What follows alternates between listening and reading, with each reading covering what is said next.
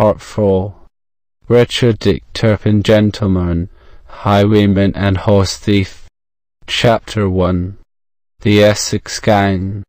Richard Turpin, more commonly known as Dick Turpin, was the son of an Essex farmer. He was brutal and cruel even as a young man, and he seemed destined for a life of crime. Turpin eventually became a butcher, and he married soon afterwards. He began stealing his neighbours' farm animals, which he used to sell in his shop. His crimes were discovered, and an order for his arrest was prepared, but he ran away before the authorities came to his house and joined a gang of smugglers in another part of Essex. The gang then moved to London, where they robbed people's houses. This strategy worked like this.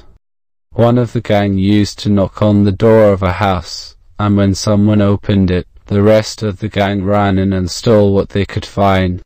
Their first victim was an old man who had a shop. They robbed him, but they were not violent with him. They carried out a series of such robberies, and Dick Turpin was increasingly cruel to his victims.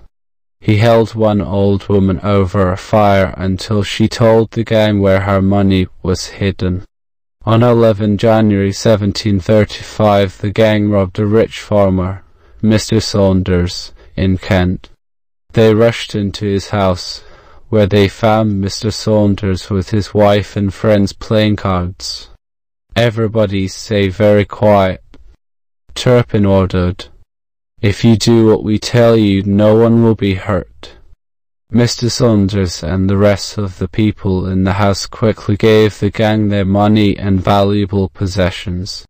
Their house robberies continued in this way for a considerable time.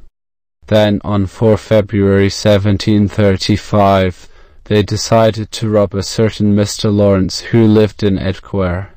The gang arrived at the house just as Mr. Lawrence was going in. They took hold of him and told him to instruct the servant boy to open the front door of the house. The boy was so frightened that he did nothing. Another servant opened the door, imagining that nothing was wrong, and the gang rushed in with their prisoner, Mr. Lawrence. They looked through the house for items of value, but were not satisfied with what they found. They said they would murder Mr. Lawrence if he did not tell them where his valuable possessions were hidden. Finally, one of the gang treated a female servant very cruelly, and they left the house, leaving everyone there tied up. The authorities offered a reward of £50 for information about the gang, but this produced no results. They continued as before, entering houses and threatening and robbing the owners. One day they robbed another farmer, Mr. Francis. They found 2 of Mr. Francis' servants working outside the house. They captured them and tied them up. When they went to the house and discovered that Mr. Francis was just about to go in himself, they captured him as well and tied him up together with his 2 servants.